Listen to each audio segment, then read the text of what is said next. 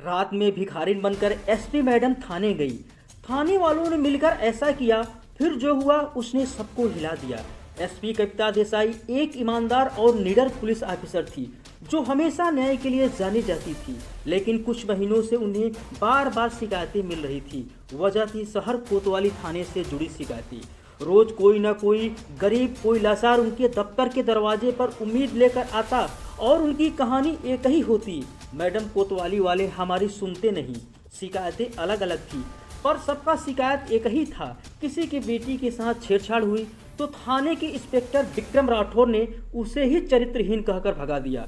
किसी के जमीन पर कब्जा हुआ तो हेड कांस्टेबल ब्रिजभूषण ने पीड़ित को ही धमकाकर चुप करा दिया। रिपोर्ट लिखना तो दूर, वे फरियादी को ऐसे देखते जैसे वह कोई अपराधी हो। और अगर किसी अमीर या शक्तिशाली व्यक्ति के खिलाफ शिकायत होती तो मामला पैसे लेकर वहीं रफा दफा कर दिया जाता था। कविता ने फाइलें के ढेर को एक तरफ खिसकाया और कुर्सी के पीछे टिक गई। उनकी आंखों में एक अजीब सी थकान और गुस्सा था। उन्होंने कई बार इंस्पेक्टर विक्रम राठौर को चेतावनी दी थी, विभागीय जांच के आदेश भी दिए, लेकिन हर बार किसी न किसी बहाने से साफ साफ विक्रम राठौर बच निकलता था। कोतवाली थाने से असली चेहरा सामने लाना होगा, उन्होंने अपने मन में विचार किया, लेकिन इस बार अफसर नहीं, एक आम औरत बनकर जाएगी। रात का सन्नाटा था, चारों ओर अंधेरा और खामोशी थी। तभी एक महिला थाने की ओर बढ़ती है। फटे पुराने कपड़े, उलझे बाल, पागलों जैसी महिला, आंखों में आंसू लिए। वह कोई और नहीं बल्कि एसपी कविता देसाई। एसपी कविता देसाई ने कांपती आवाज में कहा, साहब मेरे साथ गलत हुआ है, मुझे इंसाफ चाहिए। अंदर बैठे इंस्पेक्टर ने एक नज़र उठाई और फिर जोर से बोला, अबे यह क्या नया ड्रामा है, चल हट यहाँ से पागल, तुझे इतना भी समझ में नहीं आता, यह थाना है। और अगले ही पल दरवाज़ा खोलते हुए उसने उस औरत को धक्का दे मारा। धड़ाम से कविता देसाई गिरी, लेकिन उठी नहीं। फिर जो हुआ उसे देखकर किसी को अपनी आंखों पर यकीन नहीं होता है, और जब आप इस कहानी को पूरा सुनेंगे तो आपको भी यकीन करना मुश्किल हो जाएगा कि ऐसा भी होता है।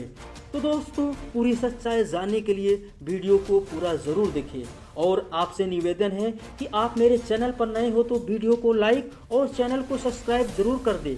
आपका एक सब्सक्राइब हमारे लिए बहुमूल्य है। आज हमें आपके सपोर्ट की सबसे ज़्यादा ज़रूरत है और हम दिल से आपके प्यार और भरोसे के आभारी हैं। तो चलिए दोस्तों, बिना देर किए वीडियो को शुरू करते हैं और शुरू से समझाते हैं कि आखिर क्या हुआ था। जिला मधुबन अपनी शांत सुबहों में व्यस्त शामों के लिए जाना जाता था, लेकिन इस शांति की सतह के नीचे अन्याय की एक गहरी धारा बह रही थी, जिसका केंद्र था शहर का मुख्य थाना शहर कोतवाली। इस जिले की कमान संभालने वाली थी एसपी कविता देसाई। कविता देसाई का नाम सुनते ही बड़े बड़े अपराधियों के पसीने छूट जाते थे। उनकी ईमानदारी और निडरता के किस्से पूरे पुलिस विभाग में मशहूर थे। वह सिर्फ एक अफसर नहीं बल्कि इंसाफ की एक जीती जागती मिसाल थी। पिछले कुछ महीनों से कविता के माथे पर चिंता की लकीरें गहरी होती जा रही थी। वजह थी शहर कोतवाली थाने से जुड़ी शिकायतें। रोज कोई न कोई गरीब, कोई लाचार उनके दफ्तर के दरवाजे पर उम्मीद लेकर आता और उनकी कहानी एक ही होती, मैडम कोतवाली वाले हमारे सुनते नहीं। शिकायतें अलग अलग थी पर सबका शिकायत एक ही था, किसी की बेटी के साथ छेड़छाड़ हुई तो थाने के इंस्पेक्टर विक्रम राठौर ने उसे ही चरित्रहीन कहकर भगा दिया। किसी की जमीन पर कब्जा हुआ तो हेड कांस्टेबल ब्रिजभूषण ने पीड़ित को ही धमकाकर चुप करा दिया। रिपोर्ट लिखना तो दूर, वे फरियादी को ऐसे देखते जैसे वह कोई अपराधी हो। और अगर किसी अमीर या शक्तिशाली व्यक्ति के खिलाफ शिकायत होती तो मामला पैसे लेकर वहीं रफा दफा कर दिया जाता था। कविता ने फाइलों के ढेर को एक तरफ खिसकाया और कुर्सी पर पीछे टिक गई। उनकी आंखों में एक अजीब सी थकान और गुस्सा था। उन्होंने कई बार इंस्पेक्टर विक्रम राठौर को चेतावनी दी थी, विभागीय जांच के आदेश भी दिए थे, लेकिन हर बार वह किसी न किसी बहाने से साफ साफ बच निकलता था। उसके ऊपर किसी स्थानीय नेता का हाथ था जो हमेशा उसे बचा लेता। सिस्टम के अंदर बैठा इंसान सिस्टम को ही खोखला कर रहा था। कविता देसाई को महसूस हो रहा था कि अब पानी सिर से ऊपर जा चुका है। यह पुलिस वाले वर्दी की आड़ में भेड़िए बन चुके थे। जो उन्होंने फैसला किया कि अब कोई नोटिस या जांच काम नहीं आएगी, अब इन लोगों को रंगे हाथों पकड़ना होगा। उनका असली घिनौना चेहरा दुनिया के सामने लाना ही होगा। लेकिन कैसे? अगर वह एसपी बनकर जाएगी तो सब पहले से ही सतर्क हो जाते हैं और उनके सामने ईमानदारी का नकाब ओढ़ लेते हैं। उन्होंने सोचा इस बार अफसर नहीं, एक आम औरत बनकर जाना होगा। एक ऐसी औरत जिसे वो आसानी से अपना शिकार समझे, एक ऐसी औरत जिसकी लाचारी पर उन्हें तरस नहीं बल्कि अपनी ताकत का घमंड हो। उन्होंने मन ही मन एक योजना बनाई। यह योजना खतरनाक थी, इसमें उनकी जान को भी खतरा हो सकता था, लेकिन कविता ने ठान लिया वर्दी पर लगे इन दाग को धोने के लिए अगर उन्हें कीचड़ में उतरना पड़ा तो वह उतरेंगी। कविता की योजना को एक ठोस वजह तब मिली जब वह एक सुबह बूढ़ी औरत जिसका नाम शांति देवी था रोती बिलखती उनके दफ्तर पहुंची। उनके साथ उसका पति भी था जिसकी कमर झुकी हुई थी और आंखों में निराशा का समंदर था।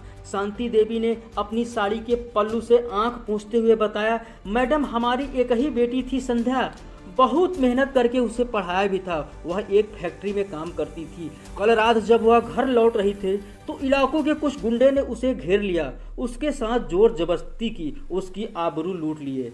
जब मेरी बेटी ने थाने में शिकायत करने की बात कही तो उन्होंने उस पर चाकू से वार कर दिया।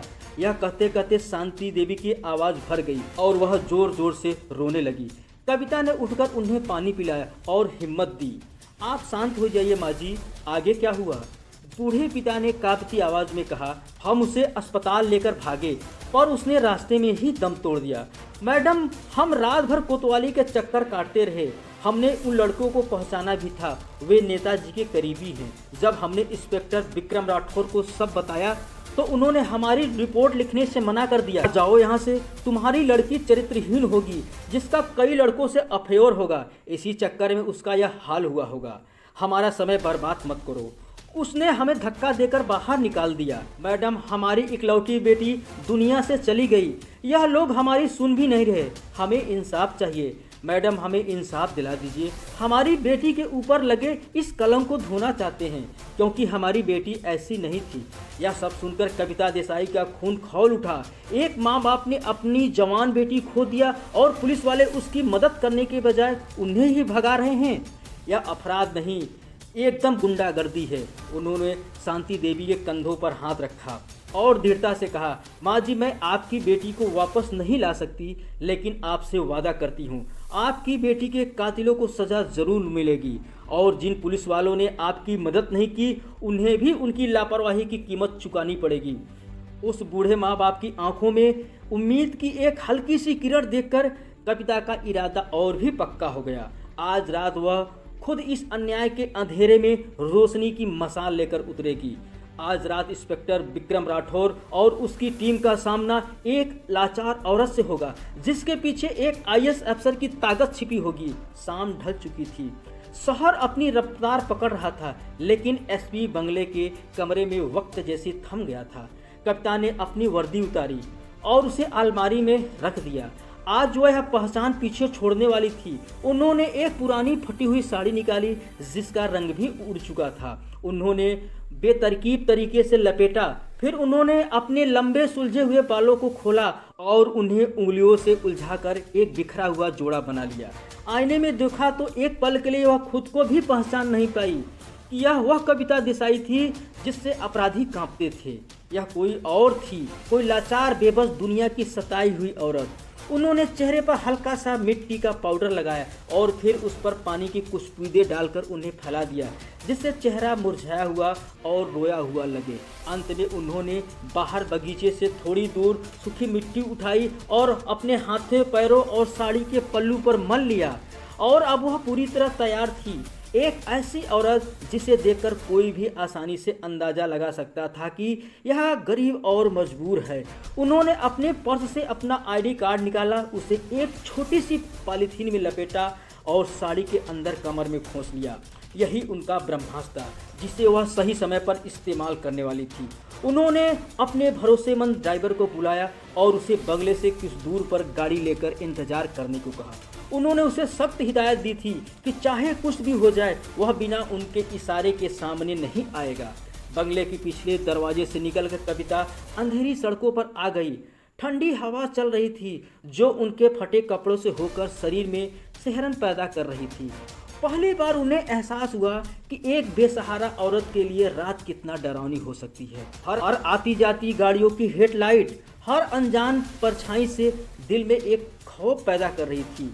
अब वह एसपी नहीं थी, वह एक संभावित शिकार थी। इस एहसास ने उनके अंदर की औरत को झकझोर दिया, लेकिन उनके अंदर की ताकत को और भी मजबूत बना दिया। वह आज इस डर को हमेशा के लिए खत्म करने जा रही थी। लगभग 1 घंटे पैदल चलने के बाद कविता शहर कोतवाली थाने के सामने खड़ी थी। एक पुरानी इमारत रात के अंधेरे में और भी भयानक लग रही थी। ऊपर एक पीला सा बल्ब जल बुझ रहा था, जैसे वह भी इस जगह के भ्रष्टाचार से थक चुका हो। उन्होंने एक गहरी सांस ली और अपने किरदार में पूरी तरह डूब गई। अपने चेहरे पर डर और घबराहट के भाव लाकर वह लड़खड़ाते कदमों से थाने की सीढ़ियों पर चढ़ी। अंदर का माहौल और भी निराशाजनक था। हवा में सिलन थी, मिलीजुली गंध थी। सामने एक लकड़ी के काउंटर के पीछे हेड कांस्टेबल ब्रिजभूषण सो रहा था। उसकी तोद मेज पर टिकी हुई थी और मूंछ से खर्राटों की हल्की आवाज आ रही थी। वह एक कोने में 2 सिपाही और बैठे चाय पी रहे थे और जोर जोर से हंस रहे थे। कविता ने कांपती हुई आवाज में कहा, सुनिए साहब जी। ब्रिजभूषण की नींद टूट गई। उसने गुस्से में आंखें खोली और कविता को ऊपर से नीचे तक घूरा। उसकी आंखों में मदद का भाव नहीं बल्कि घृणा थी। क्या है, कौन है तू? इस वक्त क्या करने आई है यहाँ? कविता ने हाथ जोड़ ली। उनकी आंखों में आंसू थे जो इस बार असली लग रहे थे। साहब, मेरा नाम मनोरमा है। मेरे पति ने मुझे मारा है।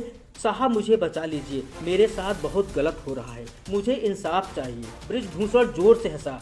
उसकी हंसी में क्रूरता थी। पति ने मारा है तो इसमें हम क्या करें? हर रोज कोई न कोई आ जाता है तुम जैसी औरतें नया ड्रामा लेकर। चल भाग यहाँ से। यह घर का मामला घर में सुलझाओ। साहब, वह मुझे जान से मार देगा। कृपया मेरी रिपोर्ट लिख लीजिए, कविता ने गिड़गिड़ाते हुए कहा। तभी अंदर के कमरे का दरवाजा झटके से खुला और इंस्पेक्टर विक्रम राठौर बाहर आया।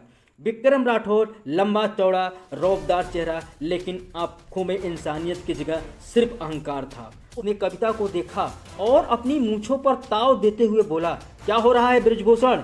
यह कौन है? कुछ नहीं साहब, यह और नया केस आ गया है। पति का झगड़ा हुआ और भागकर यहाँ आ गई। ब्रिजभूषण ने लापरवाही से जवाब दिया। विक्रम राठौर कविता के पास आया और उसे ऐसे देखा जैसे वह कोई कीड़ा मकोड़ा हो। क्या नाम बताया तुमने? मनोरमा देवी। देख, हमारे पास फालतू कामों के लिए वक्त नहीं है। रात के 12 बजे थाने में आई है ड्रामा करने। चल निकल यहाँ से, वरना इसी हवालात में बंद कर दूंगा और रात भर सड़ती रहेगी। जब कविता अपनी जगह से नहीं हिली तो विक्रम राठौर का पारा चढ़ गया। उसने अपना हाथ उठाया और पूरी ताकत से कविता को धक्का दे दिया। सुना नहीं तूने? निकल। धड़ाम से कविता सीधे जमीन पर आ गिरी। उनके सिर में मेज के कोने से हल्की सी चोटें भी लगी थी। एक पल के लिए उनकी आंखों में अंधेरा सा छा गया। दर्द से ज़्यादा यह अपमान की चोट थी। एक आईएएस ऑफिसर जिसके सामने खड़े होने की हिम्मत किसी में नहीं थी, आज एक मामूली इंस्पेक्टर के हाथों जमीन पर पड़ी थी। उनके अंदर का गुस्सा लावा बनकर उबर रहा था, लेकिन उन्होंने खुद पर काबू रखा। वह उठी नहीं, वह जमीन पर पड़ी रही और अपनी आंखों से सब कुछ रिकॉर्ड कर रही थी। उन्होंने देख लिया था कि इन लोगों के दिल में जरा भी रहम नहीं है, वे वर्दी के लायक नहीं है। कविता जमीन पर पड़ी दर्द से कराहने का नाटक कर रही थी, लेकिन उसके कान और आंखें पूरी तरह से खुली थी। वह देखना चाहती थी कि यह लोग और कितना गिर सकते हैं। लगभग 15 से 20 मिनट गुजर चुके होंगे। तभी थाने के बाहर एक चमचमाती हुई सफ़ेद स्कॉर्पियो आकर रुकी।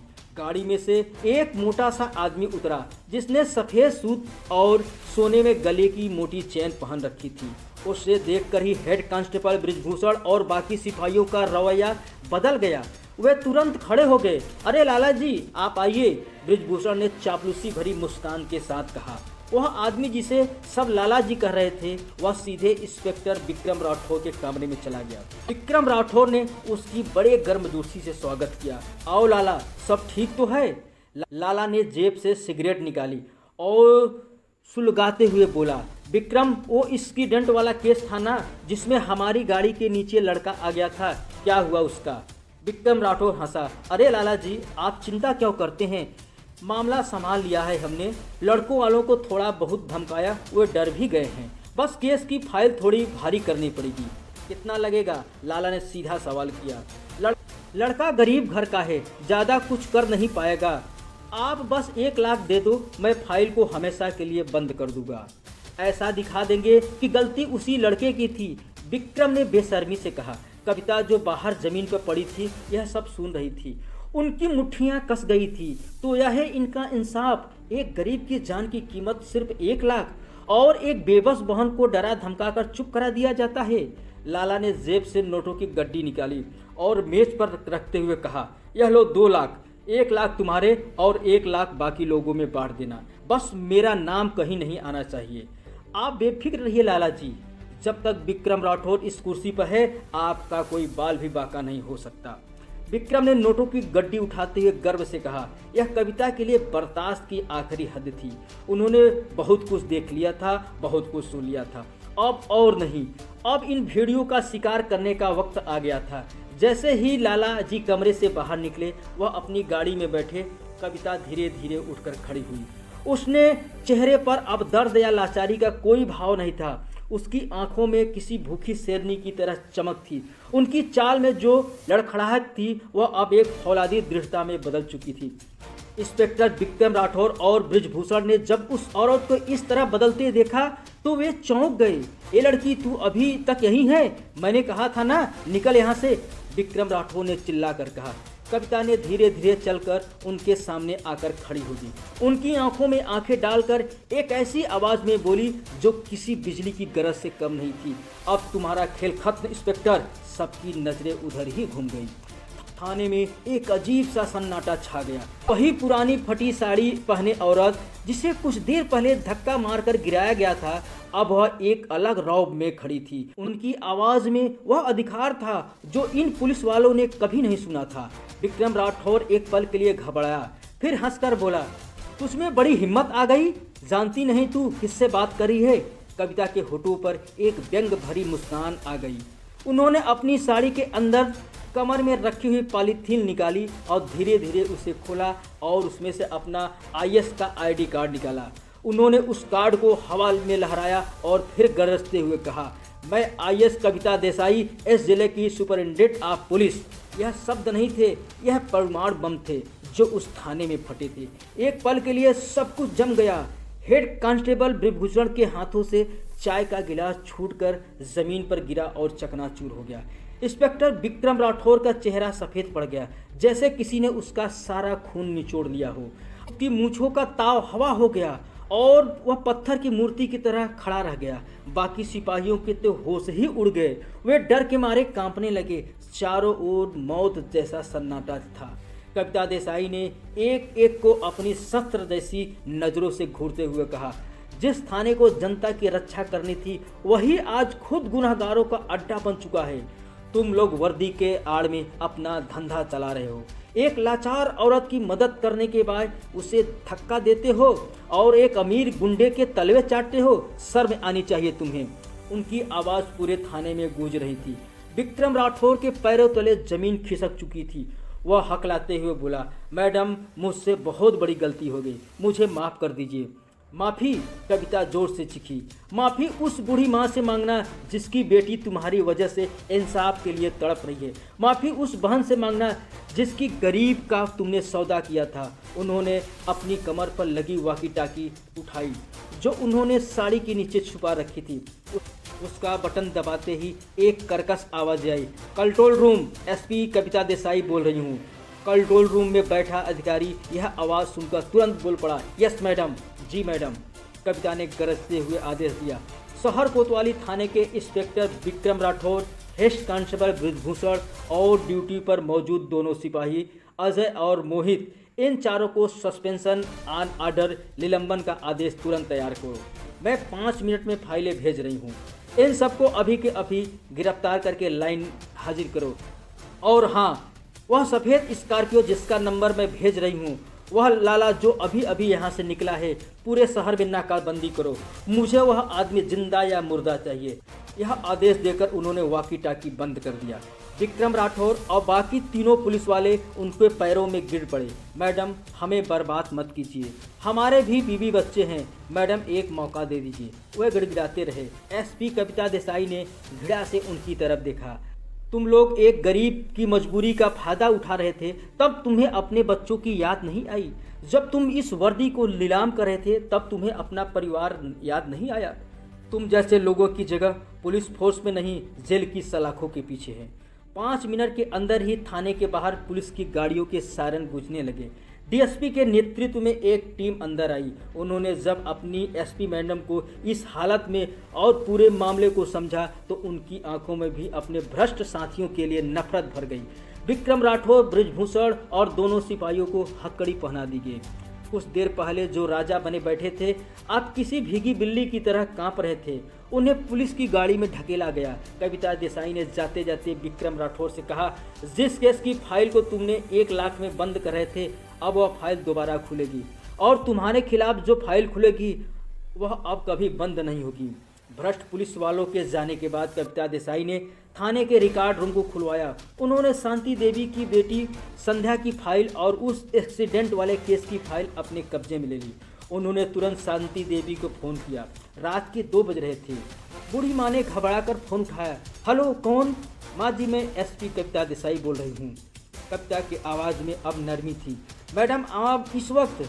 हाँ माँ जी, मैंने आपसे वादा किया था कि आपकी बेटी को इंसाफ मिलेगा।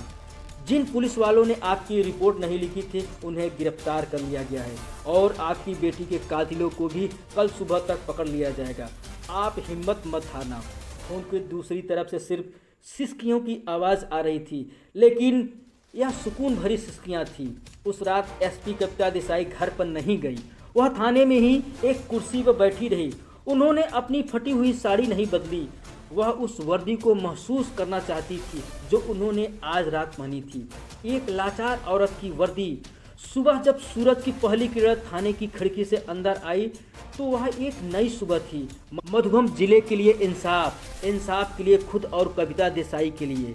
जाते जाते एसपी कविता देसाई ने थाने के मौजूद बाकी स्टाफ को संबोधित करते हुए कहा, याद रखना, अब यह थाना सिर्फ एक इमारत नहीं, इंसाफ का मैदान बनेगा और इस मैदान में सिर्फ वही टिकेगा जिसके दिल में ईमानदारी और इंसानियत होगी। तुम जैसे भेड़ियों के लिए इस देश में कोई जगह नहीं। उनकी आखिरी बात हवा में गूंजती रही। शहर कोतवाली थाने से इंस्पेक्टर विक्रम राठौर और उसकी टीम की गिरफ्तारी की खबर शहर में जंगल की आग की तरह फैल गई। सुबह हर अखबार की सुर्खियों में एसपी कविता देसाई का नाम था। टीवी चैनलों पर उनकी तस्वीर के साथ ईमानदारी की मिसाल और सिस्टम की सफाई जैसे नारे चल रहे थे।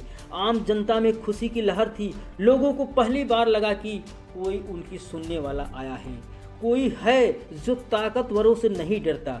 कविता देसाई ने शहर कोतवाली में एक नया युवा और ईमानदार इंस्पेक्टर को तैनात किया।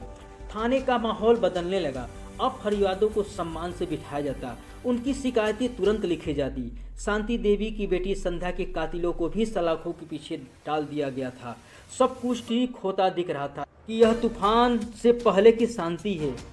उन्होंने सिर्फ एक सड़े हुए पेड़ की कुछ टहनियाँ ही काटी हैं। जड़ें अभी भी बहुत गहरी थी और वह जड़ें जल्द ही हिलने डुलने लगी। उस दोपहर कविता के ऑफिस की फोन की घंटी बजी। दूसरी तरफ से एक भारी और रोबदार आवाज़ थी। एसपी साहिबजा, मैं विधायक रतन चौधरी बोल रहा हूँ। रतन चौधरी का नाम सुनते ही एसपी कविता देसाई समझ गई, यही वह नेता था जिसका हाथ इंस्पेक्टर विक्रम राठौर पर था। विधायक जी, क्या बात है? देखे मैडम, आप नई आई हैं, शायद आपको यहाँ के तौर तरीके नहीं पता। विक्रम राठौर हमारा आदमी है, आपने उसे गिरफ्तार करके अच्छा नहीं किया। मैं आपको सलाह दे रहा हूँ कि इस मामले को यहीं रफा दफा कर दीजिए और उसे चुपचाप छोड़ दीजिए, वरना आपका इस शहर में काम करना मुश्किल हो जाएगा। कविता देसाई के लिए यह सलाह नहीं, एक खुली धमकी थी। कविता के चेहरे पर मुस्कान आ गई। शुक्रिया सलाह के लिए विधायक जी, लेकिन मैं काम करने के लिए ही आई हूँ और मेरा काम कानून के हिसाब से चलता है, किसी की धमकियों से नहीं। और जहाँ तक विक्रम राठौर का सवाल है, उसे उसकी सज़ा मिलकर ही रहेगी। अब मैं आपका और समय बर्बाद नहीं करना चाहती। यह कहकर कविता देसाई ने फ़ोन काट दिए।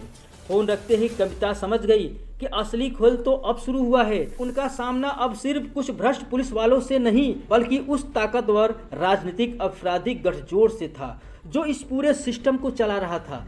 अगले कुछ दिन कविता के लिए काम करना बहुत मुश्किल भरा था।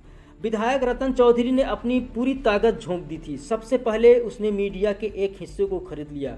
अब वही चैनल जो कल तक कविता की तारीफ कर रहे थे वे उन पर सवाल उठाने लगे, खबरें छपने लगी। एसपी कविता देसाई ने बिना पूरी जांच के ईमानदार पुलिस वालों पर कार्रवाई की, शहर की शांति भंग करने की कोशिश की। फिर उन्होंने विभाग के अंदर अपने वफादार अफसरों के जरिए कविता को परेशान करना शुरू कर दिया। कविता को जांच के लिए जरूरी फाइलें वक्त पर नहीं मिलने लगी। उनके आदेशों को जानबूझकर टाला जाने लगा। पुलिस फोर्स के अंदर ही एक हिस्सा उनके खिलाफ हो गया। उन्हें महसूस होने लगा कि अब वह अकेली पड़ती जा रही है। हद तो तब हो गई जब रतन चौधरी ने उस केस के मुख्य गवाह लाला जी को गायब करवा दिया। लाला जी विक्रम राठौर के खिलाफ सबसे बड़ा सबूत था। उसके बिना केस कमजोर पड़ सकता था। एक रात काम खत्म करके जब कविता अपने बंगले की ओर लौटी तो वह बहुत थकी हुई और निराश लग रही थी। उन्हें लग रहा था कि वह यह ऐसी लड़ाई लड़ रही थी जिसे जीतना शायद नामुमकिन है। तभी उनकी नज़र उस फटी हुई साड़ी को पड़ी जिसे उन्होंने उस रात पहना था। उसे देखते ही उन्हें शांति देवी का रोता हुआ चेहरा, विक्रम राठौर का अहंकार और उस रात का हर एक पल याद आ गया। नहीं, वह हार नहीं मान सकती। अगर वह हार गई तो उन लाखों लोगों का क्या होगा जो उन्हें उम्मीदों की आखिरी किरण समझ रहे हैं। उन्होंने फैसला किया कि अगर सिस्टम उनके साथ नहीं है तो वह सिस्टम के खिलाफ जाकर अपना काम करेगी। उन्होंने अपनी टीम में एक युवा तेज तर्राक और टेक्नोलॉजी के माहिर सब इंस्पेक्टर आलोक वर्मा को शामिल किया। आलोक कविता देसाई की ईमानदारी से बहुत प्रभावित था और उसके लिए कुछ भी करने को तैयार था। आलोक, मुझे किसी भी कीमत पर लाला जी चाहिए, कविता ने दृढ़ता से कहा। पुरानी फाइलें, सीसीटीवी फुटेज, फोन रिकॉर्ड, जो कुछ भी हो छानना हो छान डालो, मुझे वह आदमी चाहिए। आलोक अपनी टीम के साथ दिन रात एक करके लाला जी की तलाश में जुट गया। कई दिनों की मेहनत के बाद उन्हें एक सुराग मिला। शहर के एक पुराने फार्म हाउस से लाला जी के एक गुंडे का फोन ट्रैक हुआ था। कविता समझ गई कि लाला जी वहीं छिपा हो सकता है, लेकिन यह एक खतरनाक जाल भी हो सकता था।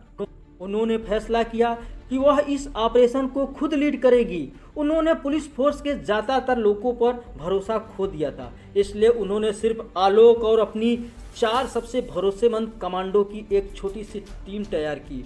आधी रात का वक्त था। अंधेरे को चीरती हुई एक बिना बत्ती वाली गाड़ी उस फार्म हाउस की तरफ बढ़ रही थी। कविता ने खुद सादे कपड़ों पर बुलेट प्रूफ जैकेट पहन रखी थी। उनकी आंखों में वही पुरानी आग थी। फार्म हाउस के बाहर पहुंचकर टीम ने अपनी अपनी पोजीशन ले ली। अंदर 2 गाड़ियां खड़ी थी जिसमें एक विधायक रतन चौधरी की थी। कविता देसाई का शक यकीन में बदल गया। शिकारी और उसे बचाने वाला दोनों एक ही जगह पर थे। टीम तैयार हो जाओ, हमें दोनों को एक साथ पकड़ना है, कविता देसाई ने वॉकी टाकी पर फुसफुसाते हुए कहा। एक झटके के साथ टीम ने फार्म हाउस पर धावा बोल दिया। अंदर का नज़ारा वैसा ही था जैसा कविता ने सोचा था। विधायक रतन चौधरी, लाला जी, उसके कुछ हथियारबंद गुंडे शराब पीते हुए शायद जश्न मना रहे थे। हैंड्स अप पुलिस, कविता की आवाज़ बिजली की तरह कड़की। एक पल के लिए सब सन्न रह गए, लेकिन फिर लाला जी के गुंडों ने अपनी बंदूकें उठा ली। मुझे मालूम था यहाँ जरूर आओगी एसपी साहिबा, रतन चौधरी ने हंसते हुए बोला। आज इस फार्म हाउस से तुम्हारी लाश भी बाहर नहीं जाएगी। तभी एक भयानक गोलीबारी शुरू हुई। कविता और उसकी टीम ने बहादुरी से मुकाबला किया। गोलियों की आवाज़ से पूरा इलाका गूंज उठा। आलोक ने एक गुर्गे को घायल कर दिया, जबकि कविता के कमांडो ने बाकी लोगों पर भारी पड़ रहे थे। इस आफा तफरी का फायदा उठाकर रतन चौधरी और लाला जी पीछे दरवाजे से भागने की कोशिश करने लगे। वह पहले ही दरवाजे के बाहर घात लगाकर खड़ी थी। जैसे ही दोनों बाहर निकले, उनका सामना अकेली खड़ी कविता से हुआ, जिनके हाथ में उनकी सर्विस रिवॉल्वर थी। खेल खत्म विधायक जी, कविता ने ठंडी आवाज़ में कहा। रतन चौधरी का चेहरा पीला पड़ गया। तुम मुझे गिरफ्तार नहीं कर सकती, मैं एक चुना हुआ जनप्रतिनिधि हूँ, तुम एक अपराधी हो, कविता ने जवाब दिया, और मेरी नज़र में हर अपराधी बराबर है। कुछ ही मिनटों में फार्म हाउस शांत हो चुका था। रतन चौधरी और लालाजी दोनों के हाथों में हथकड़ियाँ थी। कविता ने एक और नामुमकिन लड़ाई जीत ली थी। एक विधायक और एक बड़े अपराधी की गिरफ्तारी ने पूरे राज्य की राजनीति में भूचाल ला दिया।